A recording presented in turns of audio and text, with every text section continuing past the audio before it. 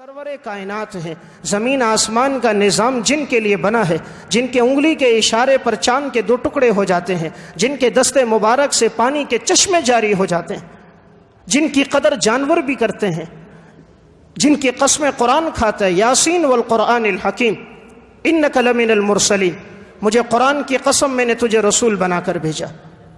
کہ جب مشرکین نے کہا کہ یہ مجنون ہے، قرآن اترا نون والقلم، قرآن کی قسم، قلم کی قسم، آپ مجنون اور دیوانے نہیں ہو۔ جہاں کوئی بات اعتراض ہوا ہے، اللہ تعالیٰ نے قرآن اتارا ہے آپ پر، اتنا بڑا مقام ہے، لیکن آپ کی زندگی دیکھیے، تنگ دستی کی زندگی تھی۔ یہ امت کو درس دینا تھا، امت کو بتلانا تھا، حرام سے اپنے آپ کو بچانا ہے، معیار زندگی آخرت کو بنانا، اللہ کو راضی کرنا ہے۔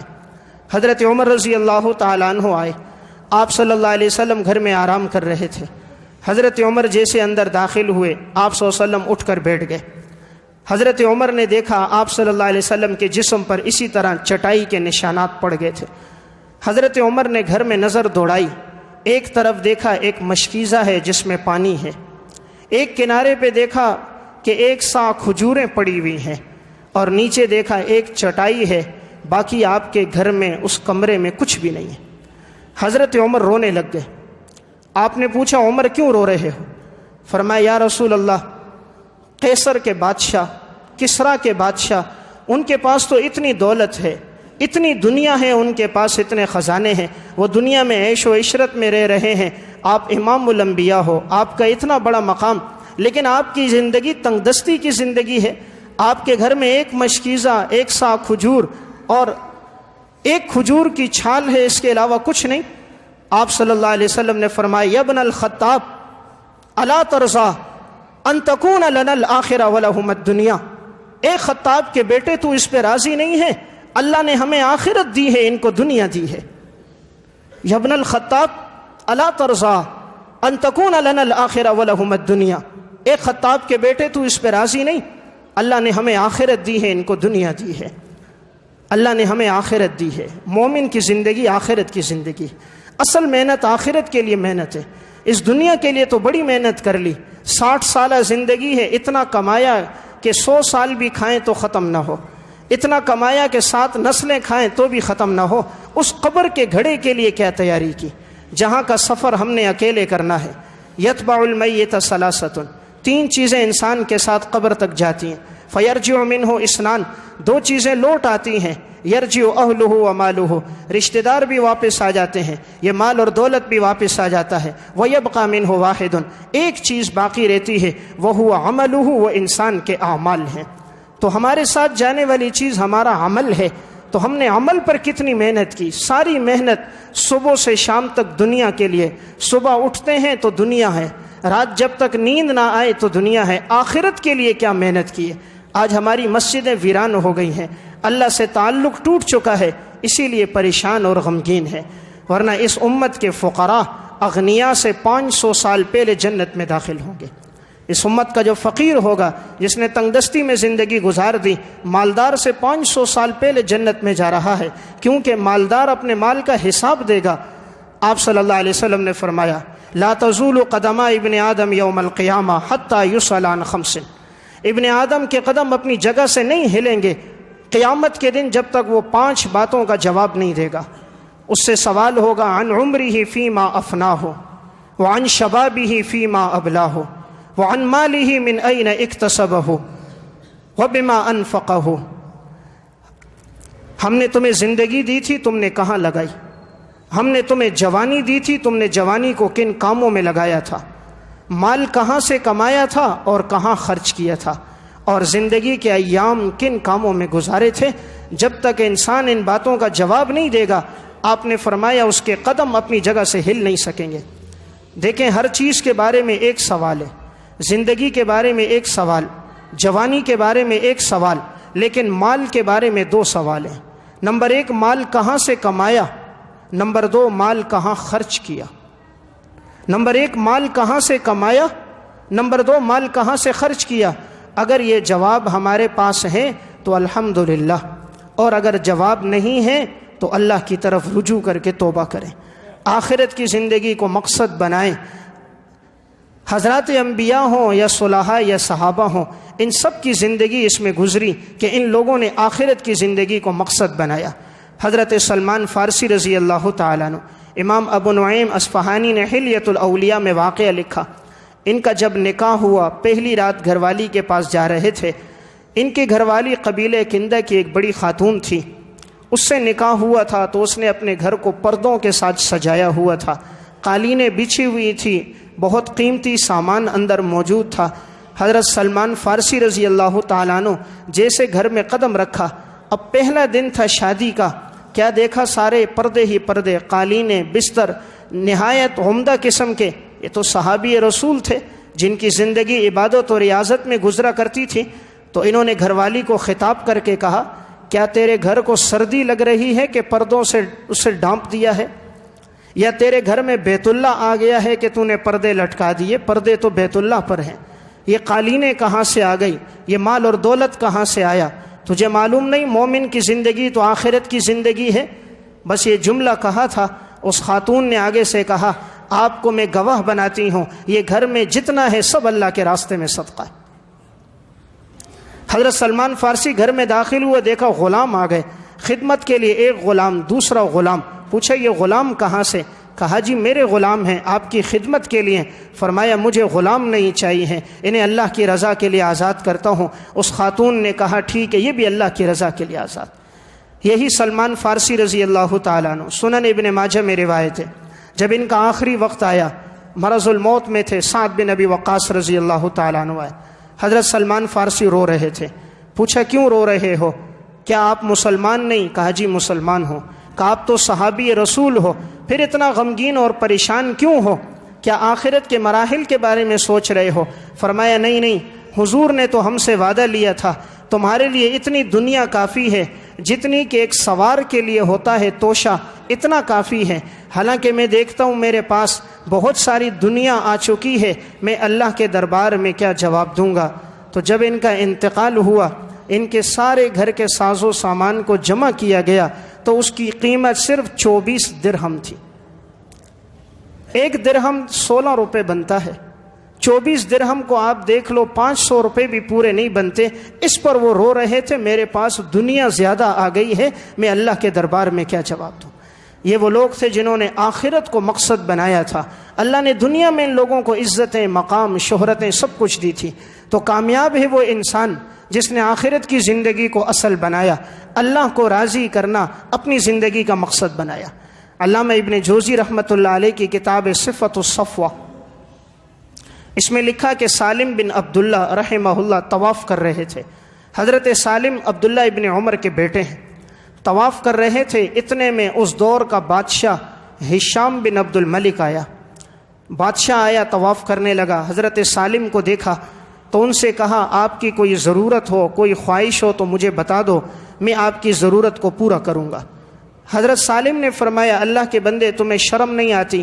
میں اللہ کے گھر میں کھڑا ہوں، تم اللہ سے میری توجہ ہٹا کر اپنی طرف کر رہے ہو۔ بادشاہ ہشام نے کہا حضرت غلطی ہو گئی، معذرت چاہتا ہوں۔ طواف کر کے جب باہر نکلے تو ہشام بادشاہ پیچھے پیچھے گیا، حضرت سالم سے پھر کہا حضرت کوئی ضرورت ہو تو بتاؤ، آپ کی ہر خواہش کو پورا کروں گا، جو مانگو گے آپ کو عطا کروں گا۔ حضرت سالم نے پوچھا تم میری دنیا کی خواہشات پوری کرو گے یا آخرت کی خواہشات پوری کرو گے؟ انہوں نے کہا آخرت کی تو نہیں کر سکتا، اس لیے کہ تم حضرت عمر کی اولاد میں سے ہو۔ حضرت عمر کے بیٹے تھے عبداللہ اور یہ عبداللہ کے بیٹے سالم۔ کہا آخرت میں تو تمہارا مقام سب سے اونچا ہے، میں تمہاری دنیا کی حاجتیں پوری کروں گا، دنیا میں جو تمہیں دولت، پیسہ، مکان، عہدہ چاہیے ہے میں سب کچھ تمہیں دوں گا۔ حضرت سالم بن عبداللہ نے فرمایا، انہوں نے فرمایا کہ میں دنیا کا سوال کیسے کروں؟ میں نے تو دنیا کے بنانے والے سے دنیا نہیں مانگی، تجھ سے کیا مانگوں؟ ما سألت من یملکها فکیف اسأل من لا یملکها۔ جس رب نے زمین آسمان کا نظام بنایا، میں نے کبھی اس سے دنیا نہیں مانگی، تیری تو حقیر سلطنت ہے، تجھ سے کیا مانگوں؟ یہ وہ لوگ تھے کہ ان کے قدموں میں سلطنتیں آتی تھی، دولتیں آتی تھیں، یہ لوگ ٹھکراتے تھے۔ جو اللہ کو راضی کرنا مقصد بناتا ہے، اللہ دنیا کو قدموں میں لاتا ہے، اور جو دنیا کے پیچھے بھاگتا ہے، دنیا آگے آگے ہوتی ہے، یہ پیچھے پیچھے ہوتا ہے۔ اس کی ساری زندگی پھر یوں ہی گزرتی ہے کہ دنیا آگے ہے اور یہ پیچھے ہے، اور ایک وقت آتا ہے کہ دنیا سے چل بستا ہے۔ ابن آدم کے لیے تو اتنی دنیا کافی ہے۔ آپ صلی اللہ علیہ وسلم نے فرمایا، آپ نے فرمایا ابن آدم کہتا ہے مالی مالی مالی مالی، میرا مال میرا مال، میرا مال میرا مال۔ آپ نے فرمایا اس کے لیے تو وہ مال ہے کہ جو اس نے اللہ کے راستے میں خرچ کیا، اور وہ مال ہے جو اس نے پہنا اور پرانا کیا، اور وہ مال ہے جو اس نے کھایا اور ختم کر دیا۔ آپ نے فرمایا الا ما لبست فافنیت او اکلت فافنیت او تصدقت فامضیت، اللہ کے راستے میں صدقہ کیا اور وہ پہنچ گیا، او لبست فابلیت، پہنا اور پرانا ہو کے ختم ہو گیا، یا اکلت فافنیت، یا تو نے کھایا اور ختم کر دیا۔ وہ تیرا مال ہے، جو پیچھے رہ گیا وہ تو تیرے ورثہ کا ہے۔ آپ صلی اللہ علیہ وسلم فرماتے ہیں کہ اتنا مال کافی ہے تمہارے لیے کہ تمہارے پاس ایک چھت ہو، یسکنو ہو، تم اس میں زندگی گزارو، وثوب یواری بہ عورتہ ہو، اتنا لباس ہو تو جو تمہاری شرمگاہ کو چھپائے، وجلف الخبز والماء، اور روٹی کا ٹکڑا اور پانی ہو، بس یہ تمہارے لیے کافی۔ آپ نے کہا یہ کسی کے پاس ہے تو گویا دنیا اور آخرت کے سب خزانے جمع ہو گئے۔ جس کے پاس سر چھپانے کی جگہ ہے، اپنے جسم کو چھپانے کے لیے لباس موجود ہے، اور اس کے پاس روٹی کا ٹکڑا اور پانی ہے، سب کچھ گویا اس کے پاس ہے۔ تو اللہ تعالیٰ نے الحمدللہ ہم میں سے ہر ایک کو اتنا دیا ہوا ہے، لیکن پھر بھی ناشکری ہے، پھر بھی دنیا کی طرف ساری محنت ہے، آخرت کی طرف توجہ کوئی نہیں ہے۔ بعض دنیا کے ایسے گزرتے ہیں دنیا سے ایسی مال اور محبت کہ مال کو دفنا کے چلے جاتے ہیں، پتہ ہی نہیں ہوتا کہ اس کی دنیا کہاں کہاں تھی، اولاد کو بھی نہیں ملتی۔ علامہ ابن جوزی رحمۃ اللہ علیہ کی کتاب صید الخاطر، اس میں انہوں نے ایک واقعہ لکھا۔ ابن جوزی کہتے ہیں ایک شخص کے 2 بیٹے تھے اور ایک بیٹی تھی۔ یہ آدمی بیمار ہو گیا تو اس نے اپنے بڑے بیٹے کو بلایا اور کہا چھوٹا بیٹا نافرمان ہے، زندگی فسق و فجور میں گزار رہا ہے، بیٹی کی شادی ہو چکی ہے، میرا کوئی اور وارث نہیں ہے، تم ہی ہو، اور مجھے تمہارے اوپر اعتماد ہے، تو میرے 1000 دینار ہیں جو میں نے فلاں جگہ میں دفنائے ہیں، جب میں مر جاؤں تو وہاں سے نکال دینا۔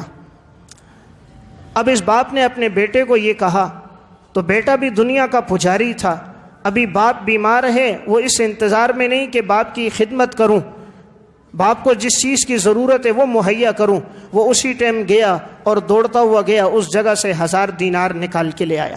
باپ کو تو پتہ نہیں تھا۔ چند دن گزرے، اللہ کا کرنا باپ ٹھیک ہو گیا۔ جب ٹھیک ہو گیا باپ نے کہا وہ میرے 1000 دینار مجھے واپس لوٹا دے۔ علامہ ابن جوزی لکھتے ہیں وہ بیٹا اب نہیں دے رہا تھا۔ چند ایام گزرے، اب بیٹا بیمار ہو گیا، بیمار ہوا اور ایسا لگ رہا تھا شاید بیماری میں مر جائے۔ اب باپ کہتا بیٹا مجھے وہ رقم دے دو، اللہ نہ کرے تو مر گیا تو وہ رقم نہ تیرے کام آئے گی نہ میرے کام آئے گی، مجھے بتا دو۔ کافی اصرار کیا، تب بیٹے نے بتایا ابا جان وہاں وہ رقم میں نے رکھی۔ اب یہ باپ گیا وہاں سے رقم نکال کے لے آیا۔ اللہ کا کرنا بیٹا ٹھیک ہو گیا، بیٹا ٹھیک ہو گیا، اب دوبارہ باپ بیمار ہو گیا۔ ابن جوزی لکھتے ہیں اب بیٹا اپنے باپ سے کہتا ابا جان آپ کی بیماری بہت بڑھ گئی ہے، خدا نہ خواستہ انتقال نہ ہو جائے، مجھے بتا دو رقم کہاں رکھی ہے۔ باپ نے نہ بتائی، وہ یہی سمجھتا رہا شاید جیسے پہلے ٹھیک ہو گیا تھا اب بھی ٹھیک ہو جاؤں گا، لیکن اللہ کا کرنا کہ اس بیماری میں باپ مر گیا۔ اب اس نے اپنے بیٹے کو بھی رقم نہ بتائی تو نہ وہ باپ کے کام آئی نہ اولاد کے کام آئی۔ تو دنیا کے ایسے پجاری بھی ہوتے ہیں کہ جنہیں دنیا سے اور دولت سے ایسی محبت ہوتی ہے، اور بسا اوقات یہی مال اور دولت کی محبت آدمی کی جان بھی لے لیتی ہے۔